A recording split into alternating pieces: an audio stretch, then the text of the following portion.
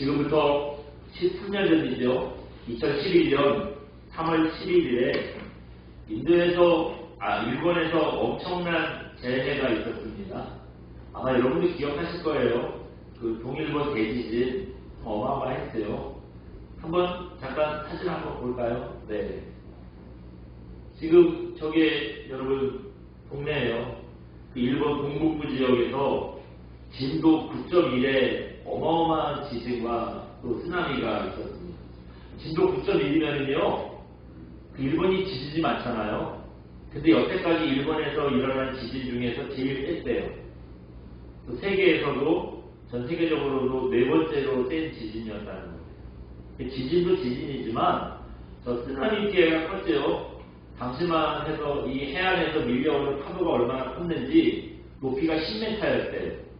여러분 10m짜리 파도면은 그거 상상도 안 가세요. 사진에 보시면 동네 한가운데 지금 배가 있는 거예요. 근데 지금 좀 작아서 잘 안 보이실 텐데요. 이 배가 여러분 그냥 통통배가 아니에요. 유조선해입니다. 유조선이면 얼마나 큰 배예요. 그런 큰 배가 동네 한가운데 떠밀려올 정도니 당시 쓰나미의 위력이 얼마나 셌던 건지 우리가 알 수 있습니다. 근데 여러분 저 동일본 대지진 후에 일본에서요 이상한 현상이 일어났습니다. 뭐냐면요 결혼하는 사람이 많이 늘어났다는 거예요. 또 이혼하는 사람도 많이 늘어났다는 거예요. 이상하죠? 결혼이랑 이혼은 서로 정반대잖아요.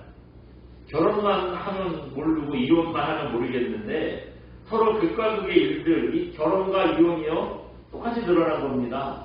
결혼은 평소보다 2배가 늘어났고요. 이혼은 평소보다 3배가 늘어났대요. 신기하죠? 그래서 학자들이 도대체 이유가 뭘까 연구를 해봤더니 결과가 뭐냐면 사람들의 종결 욕구 때문이라는 겁니다.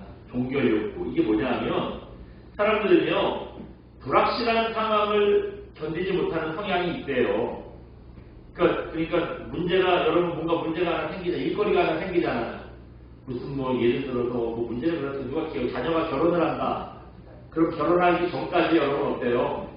마음이 뒤숭숭해요. 그거 해결 안 되면 빨리 끝나자는 찌릿하고 누가 만나자고 그래도 청첩장이나 욕심을 만나려고 하지 맘 편하게 사람도 만나기 싫고 어쨌든 어디 다니던 분들은 그것도 가기 싫고 어쨌든 문제가 해결이 안 되면 마음이 이게 아닌 거예요. 그래서 모호한 상황을 끝내고 싶은 마음에 확실하게 결론을 맺는다는 겁니다. 지진에, 쓰나미에, 재난을 겪어보니까 사는 게 별거 아니잖아요. 네? 우리는 막 사는 게 대단한 건 줄 알았는데 하루아침에 어떻게 될지 누가 알아요. 그런 생각이 들기 시작했대요. 그래서 결혼을 할까 말까, 이혼을 할까 말까 고민하고 있었던 사람들이 이 불확실한 상황을 결정해버린 겁니다. 그래서 결혼하자, 이혼하자 하는 거예요. 그래서 결혼을 생각하던 커플은 결혼을 했고요. 이혼을 고민하던 부부들은 이혼을 하게 되더라는 겁니다. 이게 결정 욕구라는 거예요. 근데 이게 꼭 일본 사람들뿐만 아니죠. 우리 모든 사람들이 다 그래요. 전쟁이나 자연재해 같이 큰 위기를 만나고 나면 3가지가 높아진대요. 결혼, 이혼, 또 하나는 출산율이 높아진대요. 예?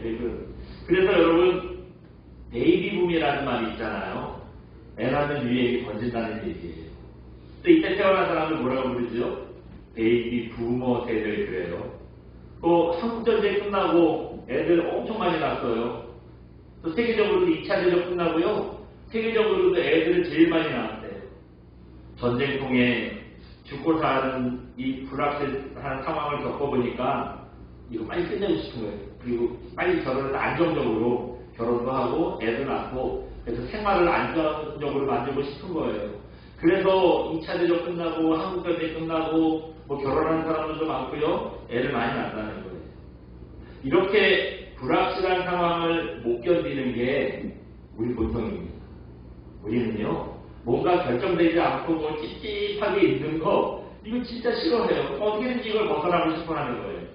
오늘 본문도요. 바로 이런 사람의 심리를 보여주고 있어요. 불확실한 상황을 못 견디고 이거 잘못된 선택을 한 이스라엘의 실수를 보여주고 있는 겁니다. 이스라엘의 지도자 모세가 십계명을 받기 위해서 어디로 올라갔어요? 신의 산에 올라갔어요. 여러분 말로만 듣던 신의 산이 어떻게 생겼는지 한번 보여드릴게요. 한번 보시겠습니다. 네. 여러분 저게 신의 산입니다. 어때요? 산이? 산이라 그러니까 뭐 산이 뭐 신의 산이나 뭐 우리나라 산이나 산이가 똑같이 생각합니다. 여러분이 생각해서 산은 어때요? 푸르고 나무도 많고 뭐 좀 있잖아요. 전 세계 어디를 가도 저렇게 생겨먹은 산은 처음 보세요. 미국을 가도 동남아를 가도 우리를 가도 중국을 가도 저렇게 생긴 산이 아니잖아요. 근데 저렇대요. 신의 산은요. 풀 한 폭이 없고 황량한 사막 같은 산이 신의 산이라는 거예요. 또 여러분 황량하기만 한 게 아니에요. 온도도 보통 아니에요. 낮에는 보세요. 그늘도 없어가지고요. 피할 데도 없는데 중동이잖아요. 한낮이 되면은 40도, 50도씩 올라가요. 그 땡볕이 그냥 다 받아내는 거예요. 밤에는 또 어떠냐? 그 영하로 떨어진대. 그래서 하나님께서 낮에는 그 이스라엘 백성들을 뭘로 인도했죠? 구름기둥으로. 밤에는 뭘로 인도했죠? 불기둥으로. 그게 다 필요해서 인도하신 거예요. 구름기둥으로 사람들에게 그늘을 만들어줘가지고 그 그늘 사이로 들어와서 쫓아오게 만든 거예요. 밤에 너무 춥잖아요. 불기둥을 만드셔가지고 사람들한테 난방을 시켜준 거예요. 한번 잠깐 보여주시겠어요? 저기도 어디래요? 신해산. 중동에 눈이 웬 말이에요. 여러분 저렇다는 거예요. 겨울이 되면은 저렇게 눈이 쌓일 정도로 춥대요. 그래서 신해산도 그렇고 그 갈릴리 호수 위에 있는 헐몬산이라는 데가 있거든요. 그 헐몬산에서 빙하가 내려와서 그 갈릴리 호수에 모이고 그게 다시 요단강으로 흘러서 사해까지 들어가게 되는 거거든요. 거기도 그래서요. 여러분 이스라엘에 스키장이 있어요. 그 헐몬산 꼭대기에 가면 스키장이 있는 거예요. 그러니까 저기가 뭐 신해산도 마찬가지라는 겁니다. 겨울이 되면 저렇게 눈이 쌓일 정도로 춥대요.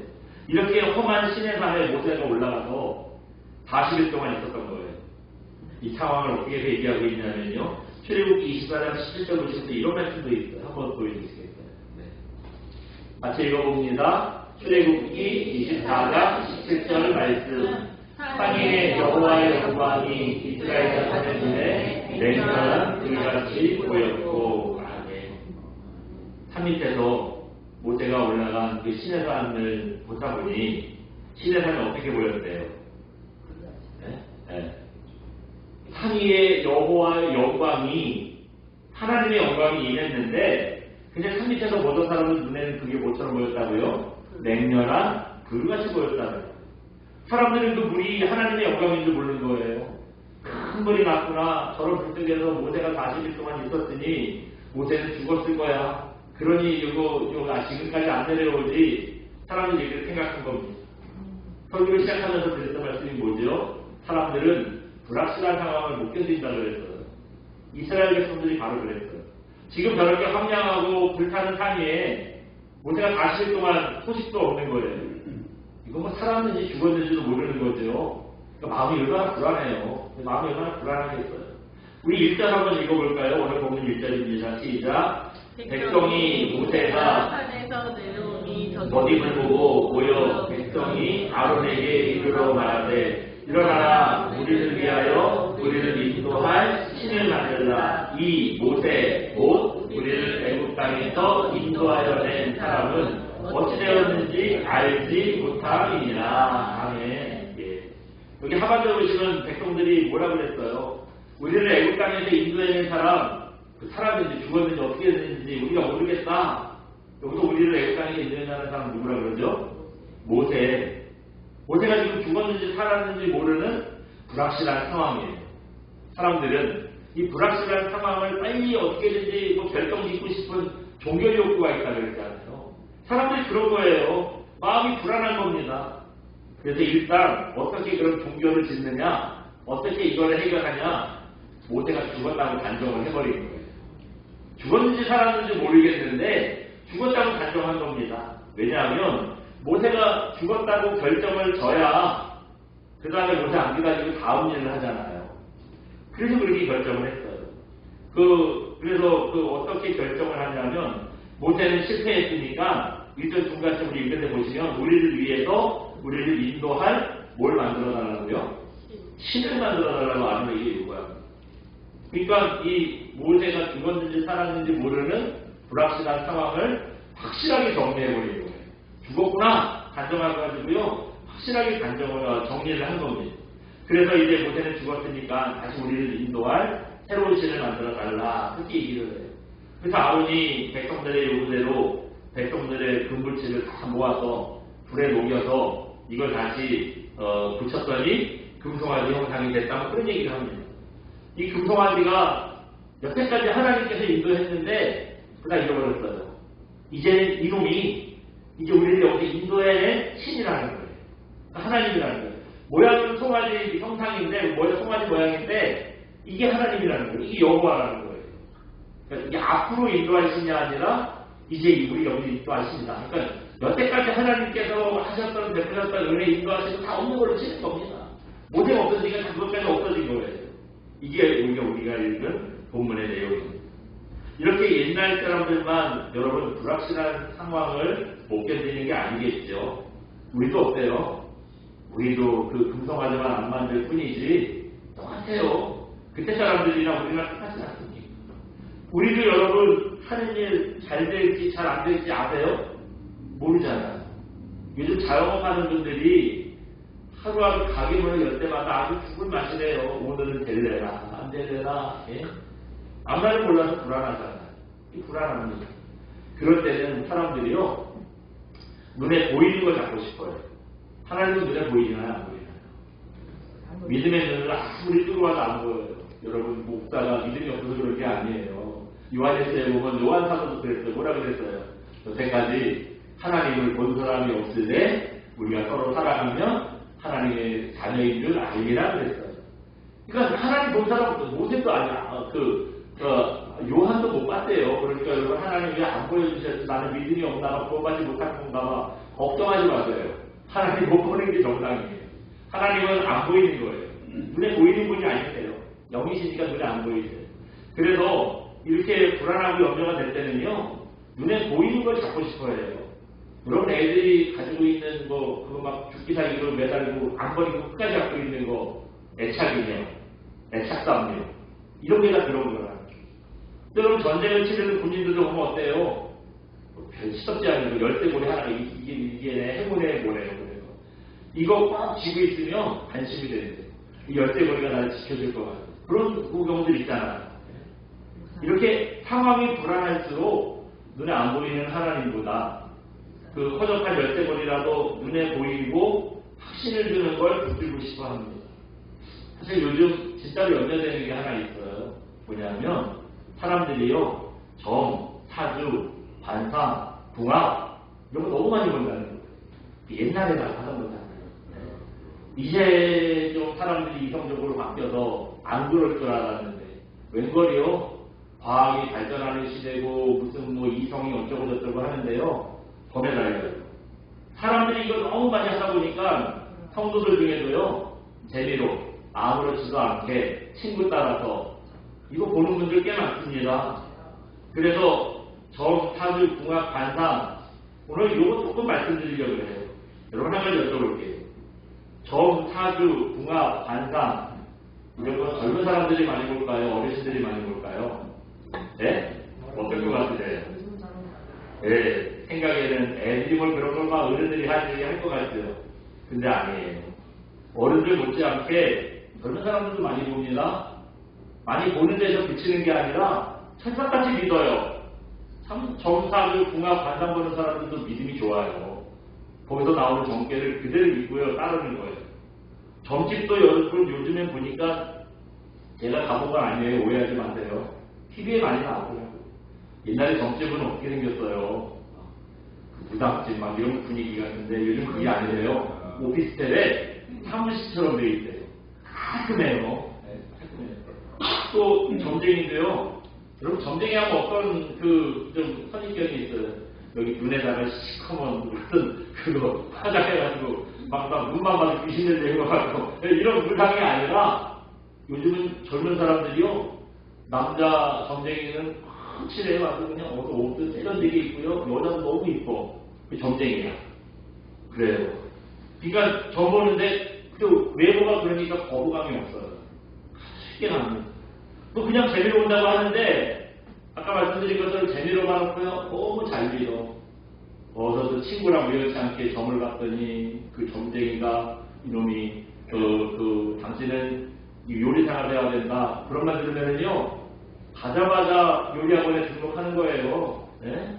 또 40살에 결혼한다는 말을 들으면 40살에 막 인생에 막 이런 그래프를 그리면서 요 40살 딱 동그라미 치면서 이때 결혼이 있으면 이래요. 그럼 40살 될 때까지 여자는 쳐다봐. 그렇게 잘 믿어요. 네? 요즘엔 점 보러 가고 뭐 타로 이거 보러 가고 TV에도 너무 자연스럽게 나오죠. 금요일날 나 혼자 산다 보니까 거기도 또 무슨 배우 동생이 또 나이도 젊은 놈이 참 할수 없어. 그 정보가 안 돼 있어요. 나가서 일하고 그 힘써서 일을 하지. 그 카드나 뜯어버리고 그게 뭐 하는 짓이에요. 젊은 놈이 그거 하고 안 돼 있어요. 네. 신들인 거 아니라 자연스럽게 그렇게 한다는 거예요. 그리고 너무 쉽게 하고 너무 자연스럽게 믿어요. 연예인들이 점괘를 듣고 이쁜 애들이 막 푹 끼는 데서 깜짝 놀라고 귀여운 모습이 나오는 거예요. 네? 그런 모습을 보여주니 점 보는 게 참 당연한 문화처럼 요즘에 생각이 되고 받아들여지고 이런 거 보면 어떤 생각하세요? 참 연세 드신 분들이나 젊은 사람들이나 또 마음 승부이 없어서 그러잖아요. 뭔가 의지하고 확신이 없으니까 그런 거잖아요. 참 불안하게들 사시는구나 싶어요. 여러분 내 미래가 어떻게 될지 아세요? 이거 몰라서 걱정되고 불안하고 그러잖아요. 뭐 하나 딱 부러지게 우리가 여태까지 이뤄놓은 게 없잖아요. 노후를 위해서 돈을 쌓는 것도 없고 아플 수도 있고요. 또 생각 때문에 인생이 아프지는 건 당연하고요. 여러분 인생이 생각대로 계획대로 틀리나요? 그거 당연해요. 근데 이런 모든 게 다 내 인생을 애매모호하게 만들고 이것 때문에 불안하게 만들지 않습니까? 그럴 때 여러분 우리가 닥친 위기가 뭘까요? 고난도 아니에요. 우리 돈 없는 게 위기라고 생각하는데 여러분 돈 없는 거 위기 아니에요. 악기를 모르는 위기라고 생각하는데요. 악기를 모르는 게 위기가 당연해요. 누가 악기를 알아요? 점쟁이는 지가 악기를 알겠어요? 걔도 몰라요. 네? 우리 악기를 누가 알겠어요? 이게 위기가 아니에요. 진짜 위기는 이겁니다. 한번 보여주시겠어요? 같이 읽어봅니다. 모호하고 불안한 인생의 진짜 위기. 금송아지 이상한 위기에 위기를 피해가려는 의혹입니다. 예. 여러분 이게 진짜 위기라는 거예요. 무슨 뭐 고난이 위기고 돈 없어서 위기고 앞날을 몰라 위기고 누구나 없어요. 그 누구나 다 위기 아니에요. 그건 위기가 아니에요. 고난을 당하면 고난을 이겨내기가 참 어렵죠. 근데 여러분 고난은 진짜 위기는 아니에요. 내 앞일이 어떻게 될지 몰라서 불안하죠. 마음이 불안한 건 편한 건 아닌데 그래도 그거 위기는 아니에요. 그냥 불안한 걸로 끝나는 거예요. 우리 진짜 위기는 불안과 두려움을 하나님이 아니라 우상을 의지해서 이겨내려고 하는 그런 불신앙입니다.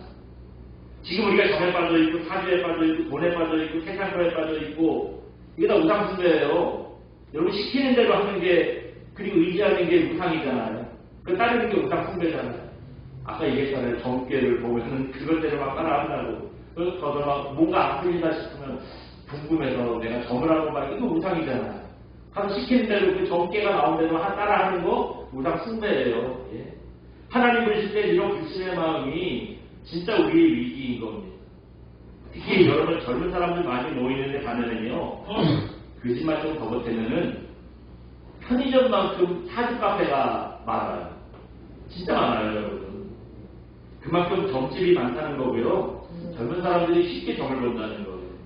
이름이 점집이라고 써있으면 좀 가기가 좀 껄끄러울 거예요. 남들 눈치도 보이고 왠지 좀 그럴 거예요. 그런데 사주 카페래잖아요. 카페. 네. 여러분 우리나라가 커피를 세계에서 두 번째로 제일 많이 마시는 나라라는 거 들어보셨어요? 1위가 프랑스래요. 2위가 우리래요. 우리가 얼마나 많이 마셔서 2위냐? 1년에 367잔을 마신대요. 그게 2위라는 거예요. 생각해보면 그런 것 같아요. 여러분 하루에 한 번씩 커피를 꼭 마시잖아요. 하루에 한 번씩만 잘 챙겨 마셔도 365잔이에요. 근데 애들 안 먹는다 치고 커피 마시는 사람들이 한 잔만 먹나요? 아침에 먹고 점심에 먹고 저녁을 먹을까 말까 잠 안 올까 봐 고민하고 최소한 2잔은 먹어요. 예? 그렇게 되는 거예요.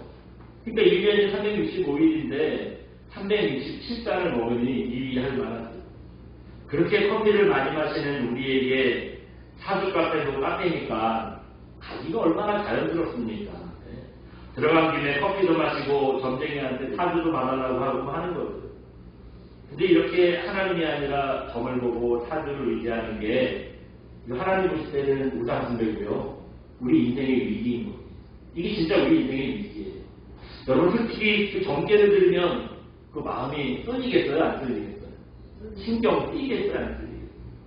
그 사업할 팔자가 아니야. 어떤 젊은이가 이런 소리를 들으면 뭐 하겠어요? 맨날 회사업만 하려고 그러지. 내 사업으로 내 뜻을 펼쳐보려고 하겠어요? 사업에 대한 생각을 하고 누가 그런 얘기 했다고 아니야. 난 사업하면 안 된대. 내 팔자는 그렇대. 그럴 거 아니에요. 예. 이 말을 철석같이 믿고 의지하면은 그게 이제 우상숭배라는 거예요. 여러분 하나님께서 사업의 길을 열어주시면 사업할 수 있어요. 할 수 있습니다. 네. 사업할 팔자가 어디 있어요. 그렇기 때문에 아무리 유행이라고 해도요. 친구들이 뭐 다 재미로 보는 거라고 해도요. 우리는 절대 거기에 휩쓸리시면 안 됩니다. 우리 인생을 거기에 집어넣으시면 안 돼요. 그렇다면 이때 우리가 붙들어야 할 게 뭘까요? 그거 아니랬는데 그럼 붙들어야 할 게 뭐겠어요?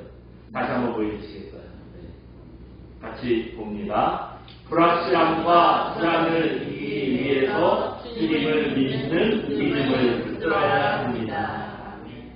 이 세상은 불확실하고 그것 때문에 마음이 불안한데 이때 우리가 이거 이겨낼 힘이 뭐래요? 믿음을 붙들어야 돼요. 주님을 향한 믿음을 붙들어야 돼요. 왜 사람들이 점을 봐요? 불확실하고 불안한데 점은 이렇게 해, 저렇게 해 확실하게 가르쳐주잖아요. 뭔가를 할 거리를 가르쳐줘요. 그러니까 그 이렇게 해, 저렇게 하는 말이 불편한 거예요. 그래서 점을 보는 겁니다. 그런데 여러분 이게 미혹이에요. 이게 미혹인 거예요. 여러분 확실한 것 같지만 사실 그 점쟁이가 한 얘기 확실치 않아요. 어떤 사람은 뭐 다시를 결혼한다 그래가지고 다시를 결혼해 좋다 그래서 다시를 결혼을 했는데 다시를 결혼하고도 이거 깨질 수 있잖아요. 네? 그때는 또 그러겠죠. 아유 돼지띠 여자를 만났어야지 쥐띠는 아니야 이렇게 말을 해버려요. 네? 그런 이상한 소리 듣지 마시고요. 주님을 향한 믿음을 가지면 됩니다. 믿음이 없다면은 여러분 믿음을 가지면 믿음이 역사를 해주세요. 누가복음 8장 50절 보면 이런 말씀이 있습니다. 한번 보여주시겠어요? 예.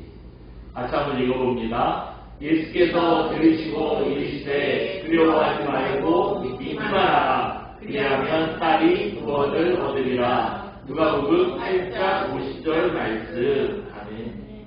예수님께서 회장장 야이로의 딸을 고쳐달라는 청을 들으시고요. 이제 같이 야이로의 집에 가던 길이에요. 근데 빨리 가서 그 딸을 고쳐줘야 되는데 가는 길에 중간에 혈루증 걸린 여인을 만나죠. 이 여인을 고쳐줍니다. 시간을 지체했기 때문에 그 야이로의 집에 가던 중간에 딸이 죽었다는 소식을 들었어요. 그때 하신 말씀이에요. 아니야 두려워하지 마. 어떻게 하라고요? 믿기만 하래요. 믿기만 하라는 거예요. 뭘 보고 듣고 만지고 여기서 확신을 얻으려고 우리는 자꾸 그러는데요. 뭐 보고 듣고 만지고 그거 다 정확한 것 같잖아요. 근데 우리가 보고 듣고 만진 것 중에 잘못된 게 얼마나 많아요. 그게 오류였던 게 얼마나 많습니까? 그러니까 이런 데에서 확신 갖지 말고 주님을 믿으래요. 주님을 믿는 믿음을 가지세요. 서두르지 말고요. 믿음 가지고 여러분 그 주님의 때를 기다리면 주님께서 역사해 주세요. 주님의 때에 우리를 도와주세요. 마음이 급해서 서두르다 보면 반드시 우상숭배를 하게 돼 있어요.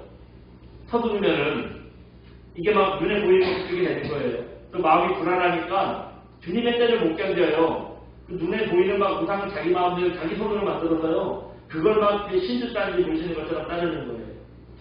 중내산에 하는 전쟁터에서 그 호적스러운 열쇠고리 하나가 나를 지켜줄 거라고 믿으니 얼마나 어리석습니까? 근데 그 열쇠고리가 지켜주는 게 아니잖아요. 잠잠하게 주님이 도와주시길 기다리면요. 하나님께서 지켜주시는 겁니다. 그래서 서두르면 얻은 것 같은데 우리가 서두르다 보면 부작용이 있어요. 금방 뭐가 된 것 같은데 나중에 언제 비탈이 나요. 자녀의 대학 등록금 때문에 어떤 고민을 하는 가장이 있었어요. 마치 그때 거래소에서 연락이 와가지고 아유 그런 얘기 들었는데 내가 좀 도와주고 싶다고 500만 원 입금했다고 잘 쓰시라고 그래요. 그러니까 이 사람이 하나님의 응답이구나 하고 덥석 받았는데 나중에 문제가 생기죠. 세상에 공짜로 500만 원을 주는 사람이 어디 있어요. 다 뭔가 이거 이유가 있겠죠. 이거 도와준 걸 믿는 부정한 청탁을 합니다. 이거 받아먹은 게 있으니 안 도와줄 수 없잖아요. 그래서 불법적인 일을 했다가 오히려 더 큰 화를 입게 되는 경우들이 얼마나 많아요. 여러분 이런 일이 있으면 기도하셔야죠. 믿는 사람들은 기도하셔야 돼요. 그리고 하나님께서 도와주신 것을 믿고 도와주실 때까지 여러분 잠잠히 기다려야 돼요. 오늘 본문에 보시면 그렇게 기다리던 모세가 안 죽고 왔는데 언제 왔을까요? 6절 한번 잠깐 볼까요? 오늘 6절인데요. 같이 6절 봅니다. 시작. 이튿날에 그들이 일찍이 일어나 번제를 드리며 화목제를 드리고 백성이 앉아서 먹고 마시며 일어나서 뛰놀다. 네네네. 근데 여기 7절 보시면 이튿날인데 얘기해요. 근데 7절 보시면 뭐라 그래요? 여호와께서 모세에게 이르시되 네, 여기 모세만 봐요. 네. 그러니까 모세가 그 얘기를 듣고 이제 하나님 내려왔어요. 야 모세야 내려가 지금 산 밑에 난리 났다. 땡쇼가 벌어졌다. 그래놓고 이제 가본 거예요. 그러니까 모세가 언제 왔어요? 이튿날. 다음날 왔어요. 그 금송아지 만들어서 우상 숭배에 빠진 그 다음날 모세가 결국 돌아온 거예요. 하루만 기다렸습니다. 하루만 기다렸으면 우상 숭배의 죄를 붙지 않았을 텐데 이 불확실한 상황을 견디지 못하고 하루를 못 기다려서 범죄한 거죠. 이게 우리의 불신앙이고 우리의 어리석음입니다. 여러분 그렇기 때문에 아무리 불안한 상황 오더라도요. 서두르지 마시고 세상 것 의지하지 않는 저와 여러분 되시기 바랍니다. 그래서 하나님께서 도와주실 걸 믿고 도와주실 때까지 우리가 기다릴 줄 아는 그런 귀한 분들 되시기를 주님의 이름으로 축원드립니다. 우리 시간 함께 찬양하고 기도하겠습니다. 전능하신 나의 하나님은 함께 찬양하고 기도합니다.